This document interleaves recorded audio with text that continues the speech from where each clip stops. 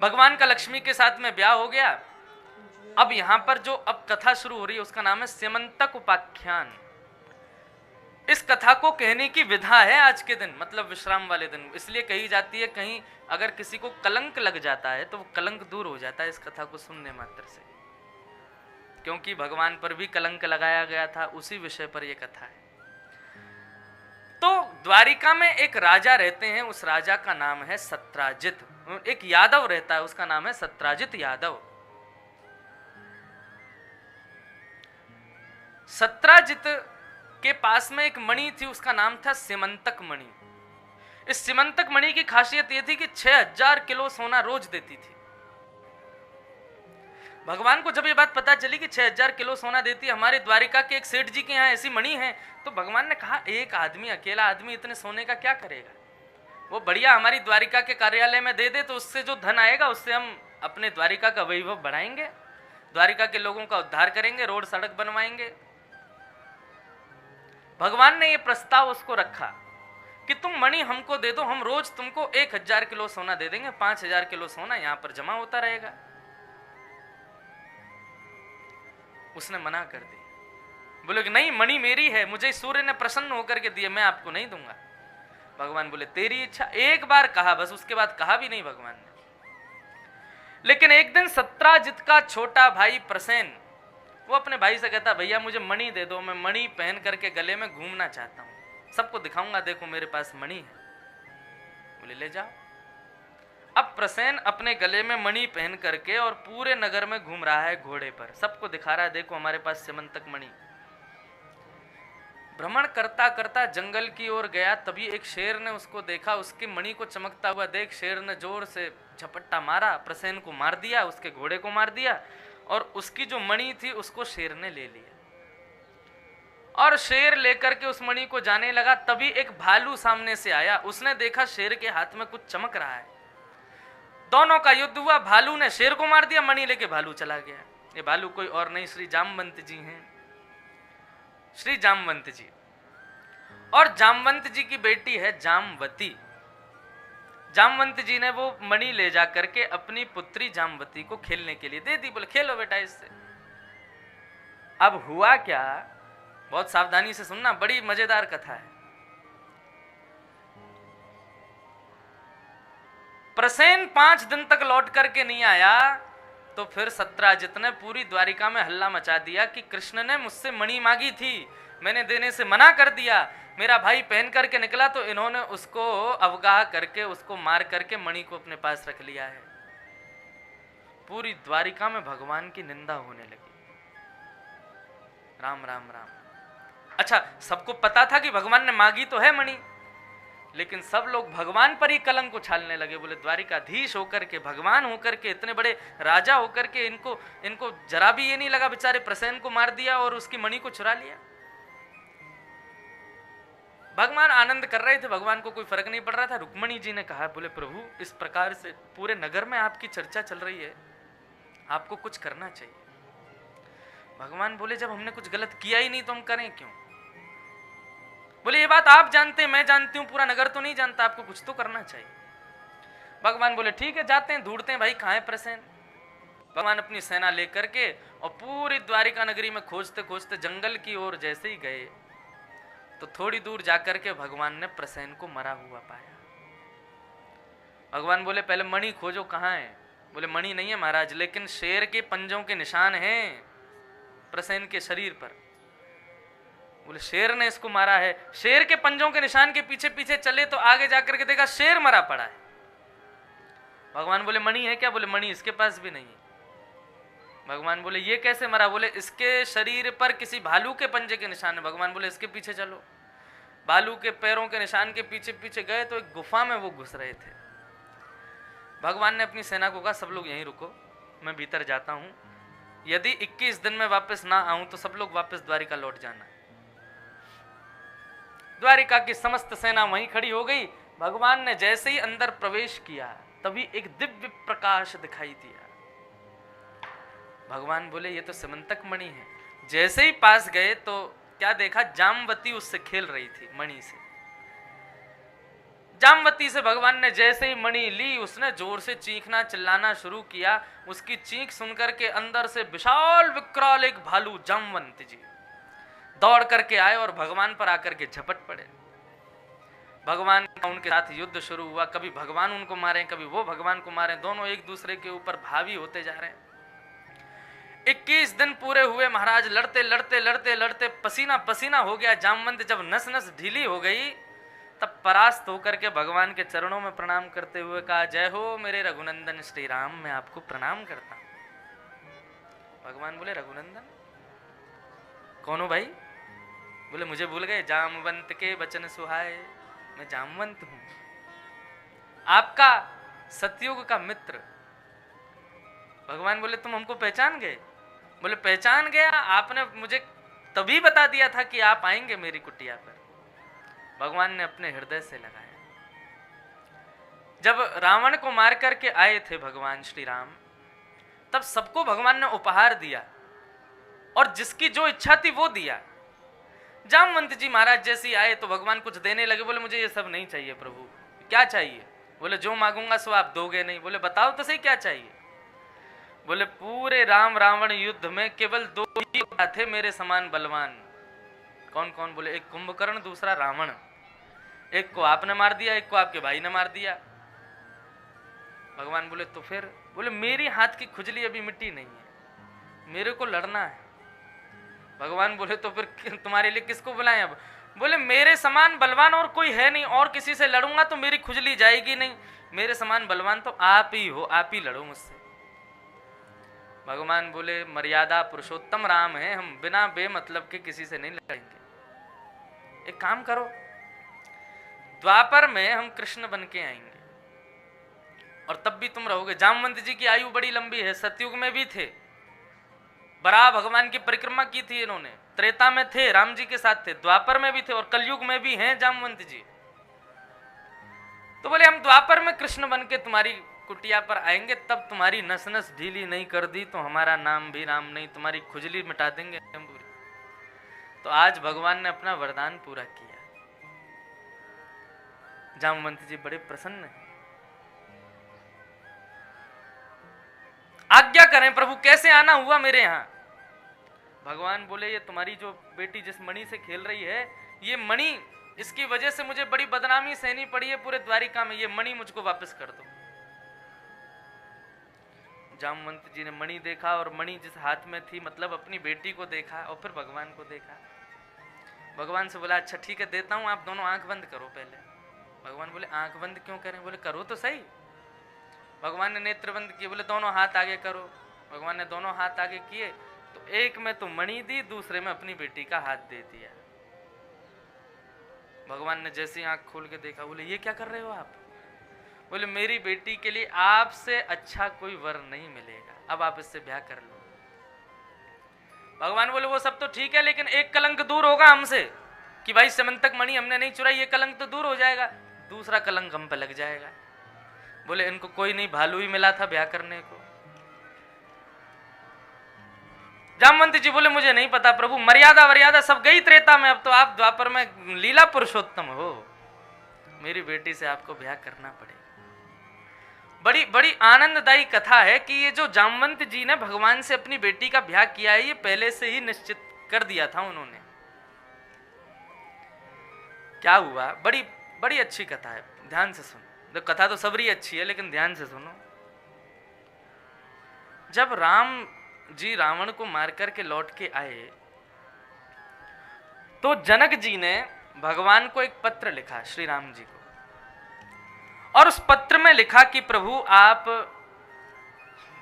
ब्याह करके गए सीता से, उसके बाद अभी तक आपका मिथिला में प्रसादी पाने के लिए आना नहीं हुआ है, 14 वर्ष के लिए वन चले गए सब। अब मिथिला के सब लोग किशोरी जी को देखना चाहते हैं, सीता के दर्शन की इच्छा है, सब आपसे मिलना चाहते हैं, तो आप विजयी होकर के आए हैं, यहाँ पर भी आपका स्वागत किया जाए, तो उसके लिए आप अपनी समस्त बानर सेना और समस्त परिवार के साथ किशोरी जी के साथ में जनक पधारो, आप जनकपुर पधारो। तो भगवान जब ये पत्र पढ़ रहे थे तो वहाँ जामवंत जी, हनुमान जी सब लोग बैठे थे। भगवान बोले, अरे हमारे ससुर जी ने बुलाया है, जनकपुर बुला रहे हैं। पूरी सेना के साथ बुलाया है, लेकिन भैया अपने ससुराल जाएंगे, इन बानरों को लेके नहीं जाएंगे हम। ये उपद्रव मचाएंगे, वहां उपद्रव मचाएंगे तो फिर हमारी नाक कटेगी। तो वहां बानर जितने बैठे थे सबका मुंह उतर गया, बोले कि हाँ जब युद्ध करना था तभी ले गए, वहां पकवान मिलेंगे, वहां नहीं ले जाओगे। सब गए जामवंत जी के पास, सबसे बड़े जामवंत जी हैं। बोले कि नहीं, भगवान से कहो ना हमको भी ले चलें, हमारी तो ससुराल होती नहीं, भगवान की देखे आएंगे हम। तो बोले ठीक है, मैं बात करता हूँ भगवान से।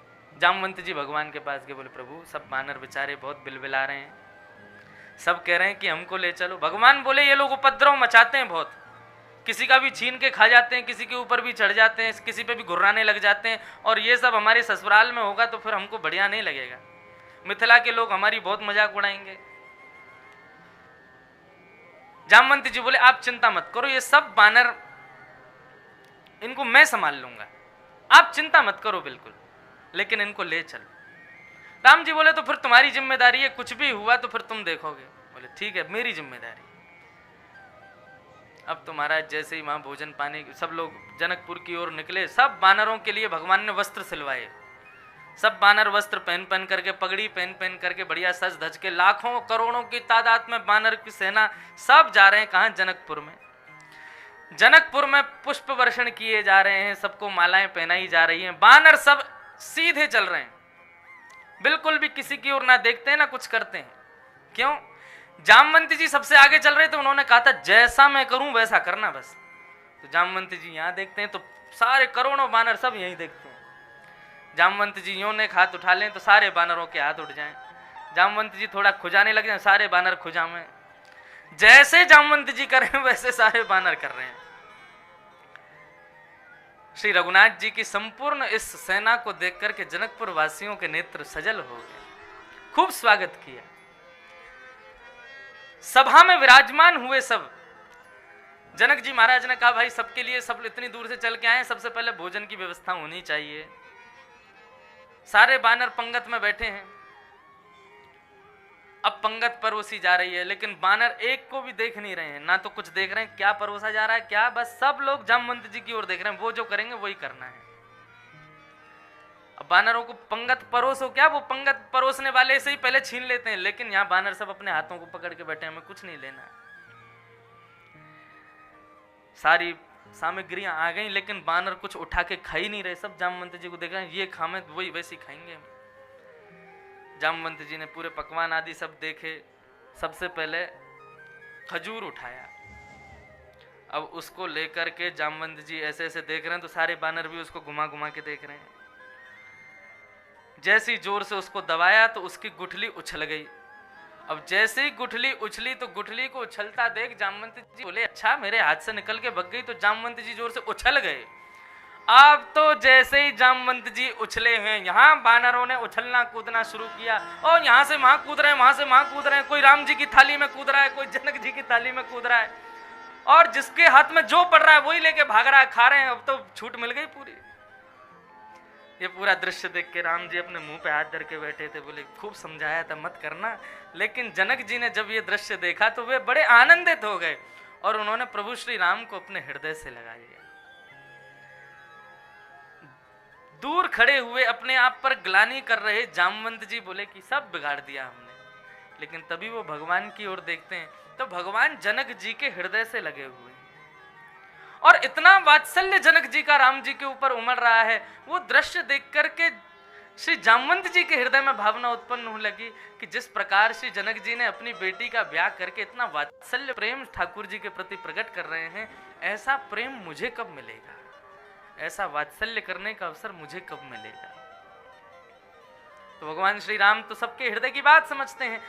ऐसी भावना जैसे ही जामवंत जी के हृदय में आई, प्रभु श्री राम ने जामवंत जी की ओर देख के इशारे में कह दिया, बोले अगले जन्म में जब हम कृष्ण बन के आएंगे अवतार में, तब तुम्हारी बेटी से ब्याह करेंगे और आपको वही सुख प्रदान करेंगे जो सुख आज हम श्री जनक जी महाराज को दे रहे हैं।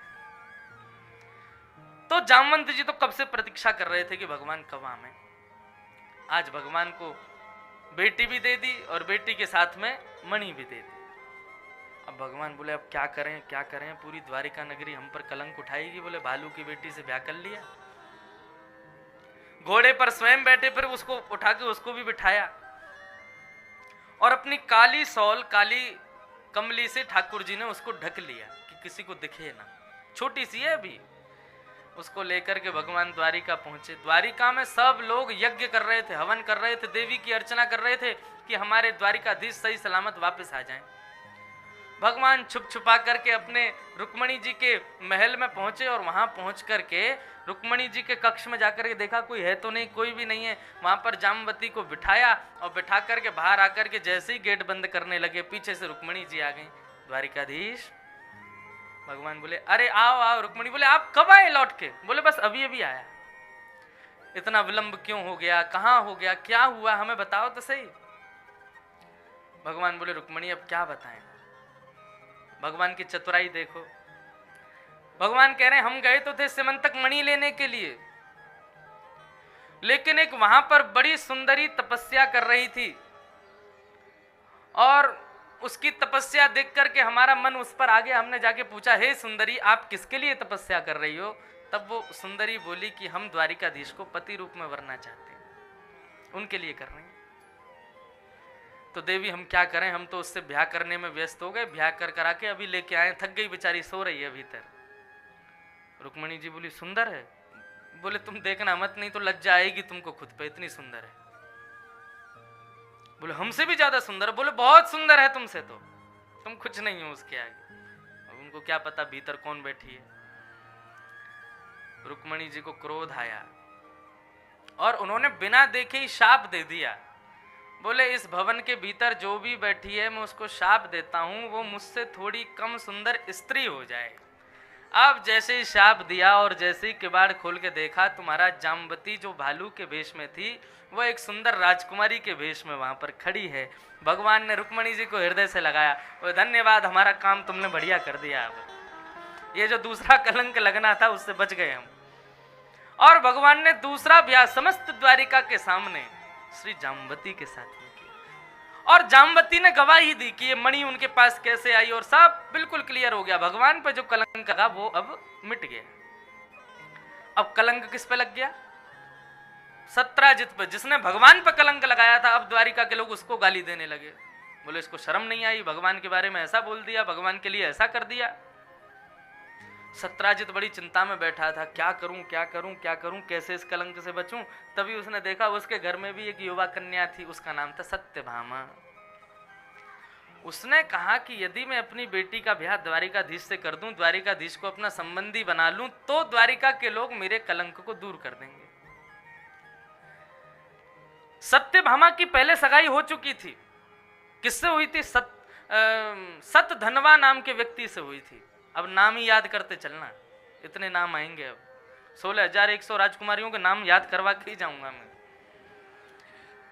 सतधनवा नाम के एक व्यक्ति से सत्राजित राजा की बेटी सत्यभामा का पहले सगाई हो चुकी थी, ब्याह होने वाला था। लेकिन सत्राजित ने कलंक से बचने के लिए अपनी बेटी का ब्याह भगवान से सुनिश्चित करने के लिए भगवान के पास चला गया। भगवान से जाके कहने लगा मेरी बेटी से ब्याह कर लो। भगवान बोले हम क्यों ब्याह कर लें, तुम्हारी बेटी को हम पसंद हैं, हमारे प्रति कोई भावना है उसकी? बोले वो तो आपको ही चाहती है, लेकिन हम में ही थोड़ी सी ईर्ष्या थी, इसलिए हमने उसकी जबरदस्ती सगाई कर दी सतधनवा के साथ। लेकिन अब हमारी इच्छा है आप ही उससे ब्याह कर लो। भगवान ने कहा ठीक है। तो भगवान का तीसरा ब्याह सत्राजित की बेटी सत्यभामा के साथ हो गया। दहेज में सत्राजित राजा लेकर के आया क्या? सिमंतक मणि। भगवान बोले दूर रखो इसको मुझसे, मेरे पास मत लाना इस मणि को। और भगवान ने दहेज नहीं लिया। मैंने पहले दिन या दूसरे दिन कथा में बताया था कि किस प्रकार से ये सब होता है। पिता की चल संपत्ति का अधिकार पुत्री का होता है और पिता की अचल संपत्ति का अधिकार पुत्र का होता है। पिता की जमीन जायदाद ये पुत्र की अपने आप हो जाती है, और पिता की जो चल संपत्ति सोना चांदी हीरे जवाहरात और ये जितना भी चल धन है, इस पर अधिकार पुत्री का होता है। लेकिन इसमें पुत्र और पुत्री कहें कि हमें इतना दे दो, ये नहीं होगा। पिता अपनी अनुमति से देगा।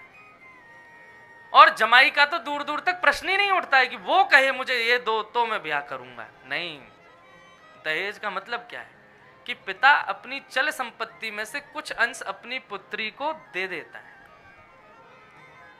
उसमें विपक्षी विवाह वाले तो कुछ कह ही नहीं सकते कि हमको ये चाहिए या ये चाहिए या ये चाहिए। ये तो हमने बिगाड़ दी पूरी प्रथा। तो इस प्रकार भगवान ने दहेज लिया ही नहीं। अब हुआ क्या, बड़ी भयंकर महाराज स्थिति हो गई। सत्यभामा का ब्याह हो गया भगवान के साथ। अब जिससे उसकी सगाई हुई थी सतधनवा, वो चिंता करने लगा, बोले राम राम, हम तो ये मणि के लिए ही तो ब्याह कर रहे थे, हमको दहेज में मिलेगी, और ये तो मणि भी गई और वो भी गई। तब अक्रूर जी जो भगवान को ब्रज से लेकर के कल गए थे कथा प्रसंग में, वो अक्रूर जी सतधनवा के मित्र थे। अक्रूर जी के पास जाके सतधनवा ने कहा, तो अक्रूर जी ने उसको एक युक्ति बताई। बोले काम कर, क्या, देख बेटी तो तेरे हाथ से गई, मणि अभी भी पिता के पास ही है, तो क्या कर। बोले अर्धरात्रि में जाके तू सतधनवा को मार दे, मणि चुरा के भाग जा, और द्वारिका से इतना दूर चले जाना कि कोई तुमको पा ना सके। बोला ठीक है। अब रात्रि में, अर्धरात्रि में सत्राजित राजा, सत्राजित यादव के यहाँ सतधनवा गया और जाकर के सत्राजित को मार दिया और मणि चुरा करके सतधनवा भागा। प्रातः काल होते ही महाराज खबर फैल गई कि सत्राजित मारा गया। अब सत्राजित कौन है? भगवान का ससुर है, तीसरा ससुर। सुबह ही सुबह चीखना शुरू किया सत्यभामा ने, रोना शुरू किया, मेरे पिता मर गए। तो भागवत में तो वर्णन ऐसा है कि भगवान भी पछाड़ खा खा के रो रहे हैं, बेचारे बहुत अच्छे थे, कहाँ चले गए। अर्जुन देख रहा है, बोले कितनी जोर से रोना आ रहा है इनको, देखो। तो अर्जुन से भगवान कहते भी हैं, बोले घर में अपना कोई चला जाए मत रो, लेकिन बहू के घर का कोई चला जाए तो उससे ज्यादा रोना चाहिए। वो यही देखती है कि मेरे परिवार के लिए तुमने क्या किया। तो लेकिन बात उल्टी पड़ गई, भगवान इतनी जोर जोर से रोने लगे, सत्यभामा को लगा ये कितना प्रेम करते थे मेरे पिताजी से। आई आकर के भगवान को हृदय से लगा, बोले अच्छा चलो अब तुम जाओ, जाकर के उनके हत्यारे को खोज के लाओ और मणि लाके मुझे दे दो। भगवान बोले तो उल्टे हम ही फंस गए। भगवान बोले किसने मारा, क्या करें, कैसे खोजबीन करी तो पता लगा कि सत्यभामा के पूर्व जिससे ब्याह होने वाला था सतधनवा ने सत्राजित को मारा है। भगवान निकल गए बलराम जी के साथ सतधनवा को मारने के लिए। अब सतधनवा अक्रूर जी के पास गया, बोले मैं कहाँ जाऊं, भगवान आ रहे हैं, ये तो मुझे पूरी दुनिया में खोज लेंगे। तो इन्होंने कहा देख तेरे पास मणि मिल गई तो तू मारा जाएगा, तो एक काम कर मणि मुझको दे जा, तू भाग जा।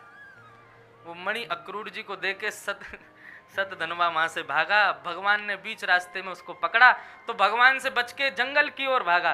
तो बलराम जी बोले कन्हैया एक काम कर, मैं यही रथ में बैठा हूं, तू इसके पीछे भाग। भगवान पीछे पीछे गए, पकड़ करके बीच में कहीं पर सुदर्शन चक्र से और सतधनवा का वध कर दिया। और भगवान ने फिर उसको टटोला तो उसके पास मणि थी नहीं। लौट करके भगवान आए तो बलराम जी बोले कावे ओ लाला, बोले मार दियो सतधनवा। बोले मणि, बोले मणि नहीं वा के पास।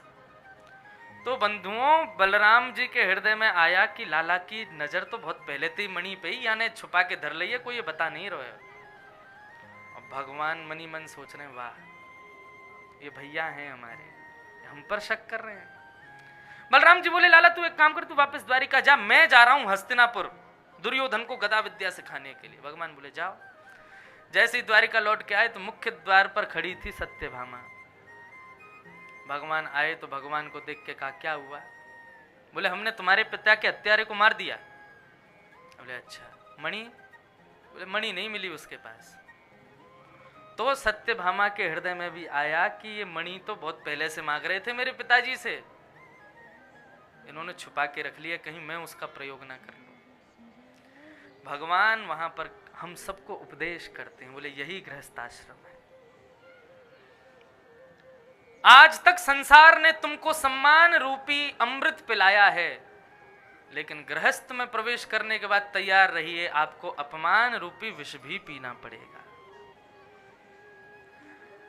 पृथ्वी के समुद्र मंथन में ये दो रत्न निकले हैं, अमृत और विष।